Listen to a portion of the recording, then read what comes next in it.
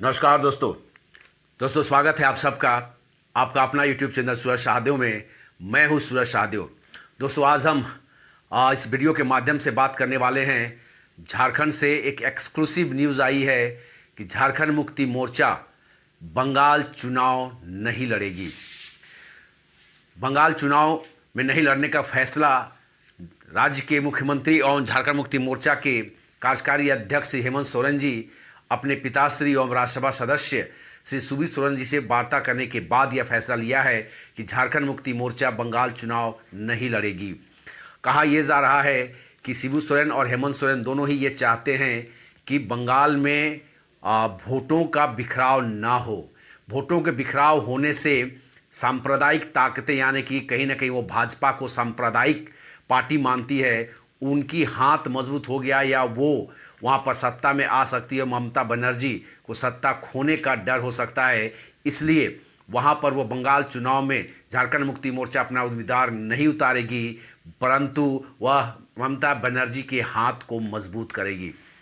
दोस्तों अगर इस चीज़ में अगर हम ध्यान से गहन से अध्ययन करें और इसको गौर से देखें तो एक बात साफ होती है कि झारखंड मुक्ति मोर्चा का कार्यकारी अध्यक्ष हेमंत सोरेन जी का यह फैसला कहीं न कहीं दबाव में या कांग्रेस के द्वारा किनारे कर दिए जाने के बाद लिया गया है। हम सब जानते हैं कि झारखंड में अभी झारखंड मुक्ति मोर्चा की सरकार जो है यहाँ पर कांग्रेस और आरजेडी के साथ मिलकर ले चल रही है, यानी कि यहाँ महागठबंधन की सरकार हेमंत सोरेन का नेतृत्व कर रहे हैं। लेकिन यही महागठबंधन के जो घटक दल है कांग्रेस पार्टी, उसने बंगाल चुनाव में हेमंत सोरेन की पार्टी झारखंड मुक्ति मोर्चा को घास तक नहीं डाली और आज उसी के खिलाफ वहां हेमंत सोरेन ममता बनर्जी को मदद करने जा रहे हैं, क्योंकि ममता बनर्जी वहां अकेले चुनाव लड़ रही है, जबकि कांग्रेस जो है बंगाल में वाम मोर्चा के साथ मिलकर चुनाव लड़ रही है और वहां हेमंत सोरेन कांग्रेस का साथ ना दे करके टीएमसी का साथ दे रही है। यानी कहीं ना कहीं झारखंड में हम कांग्रेस के साथ, बंगाल में हम ममता जी के साथ, यानी कहीं ना कहीं झारखंड मुक्ति मोर्चा को बिन पेंदी का एक जो लोटा होता है कहीं ना कहीं यह साबित कर रहा है कि आप झारखंड में किसी और के साथ तो बंगाल में किसी और के साथ, और ऐसी राजनीति को अवसरवादिता की राजनीति कहा जाता है।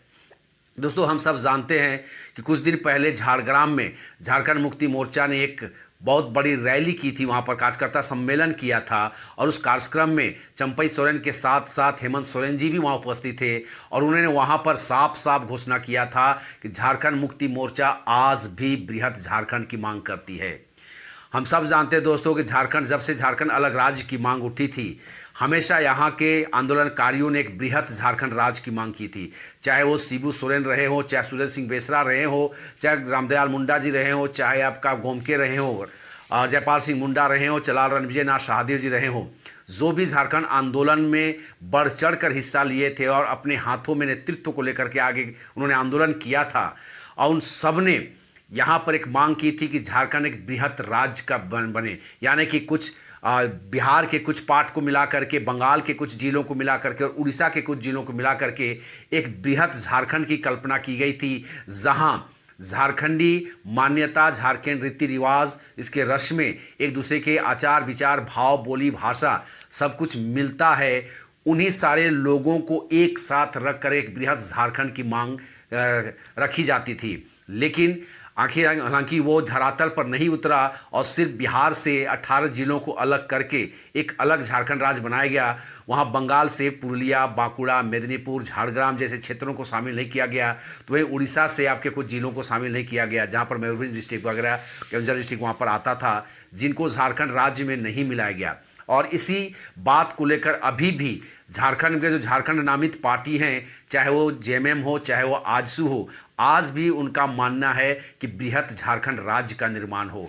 और इसी मुद्दे को लेकर के झारखंड मुक्ति मोर्चा के कार्यकारी अध्यक्ष हेमंत सोरेन जी झारग्राम में वहाँ अपने कार्यकर्ताओं को, यह सीट जो वहाँ पर बिनपुर और नयाग्राम 2 आदिवासी सीट है और वहाँ चुनाव लड़ने की वह सोची थी, वहाँ पर उन्होंने वहाँ के कार्यकर्ताओं को जोश भर कराया था कि झारखंड मुक्ति मोर्चा यहाँ पर इस बार 25 से 30 सीटों पर चुनाव लड़ने का निर्णय लिया था। लेकिन जैसे ही हेमंत सोरेन वहाँ पर रैली किए थे और वहाँ पर हुंकार भरी थी, ममता बनर्जी का दूसरे ही दिन हेमंत सोरेन पर कटाक्ष आया था। उन्होंने कहा था कि हेमंत सोरेन पहले झारखंड को संभाले, झारखंड की समस्याओं का पहले समाधान करें।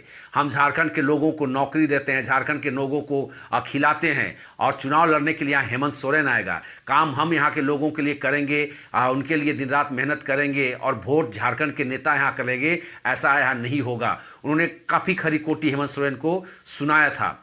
मुझे लगता है हेमंत सोरेन जी उस बात के दबाव में आ गए थे और उन्होंने ममता बनर्जी के साथ वार्ता की, फ़ोन में बात की, और उसके बाद वह चुनाव नहीं लड़ने का एक डिसीजन लिया गया है। लेकिन मुझे लगता है दोस्तों, झारखंड मुक्ति मोर्चा जो हेमंत सोरेन जी है या शिबू सोरेन जी है, ममता बनर्जी को ज़्यादा मदद नहीं करने की बजाय वहाँ वो कांग्रेस को एक सबक सिखाने की सोची है। उन्होंने कांग्रेस को वहाँ सबक ये सिखाना चाहती है कि कांग्रेस ने अगर उसे वहाँ दरकिनार किया है, उन्हें संगठन में वहाँ पर जो गठबंधन है गठबंधन में शामिल ना करके उनको बाहर का रास्ता दिखाया गया है। कहीं ना कहीं हेमंत सोरेन जी दबे जुबान कांग्रेस को मुंहतोड़ जवाब देना चाहती है और ममता बनर्जी का समर्थन करके कांग्रेस की वहाँ पर जमानत जब्त कराने की दिशा में वो आगे बढ़ रहे हैं। हालांकि अगर बात करें दोस्तों यहाँ एनडीए की, तो एनडीए ने अपना जो गठबंधन का धर्म है उसे पूरी तरीके से निभाया है।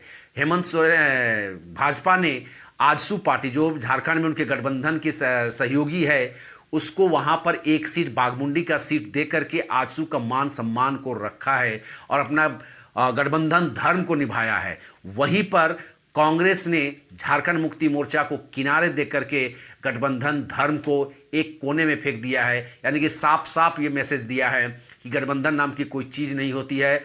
अवसर मिला है हमें झारखंड मुक्ति मोर्चा के साथ यहाँ सरकार बनाने का, हम उसके साथ सरकार बना लिए हैं। झारखंड मुक्ति मोर्चा कोई हमारा सहयोगी दल या गठबंधन का यूपीए का वो कोई परमानेंट या अस्थायी सदस्य नहीं है। हालांकि हम सब जानते हैं कि सचमुच में झारखंड मुक्ति मोर्चा यूपीए का कोई परमानेंट गठबंधन का सहयोगी दल नहीं रहा है।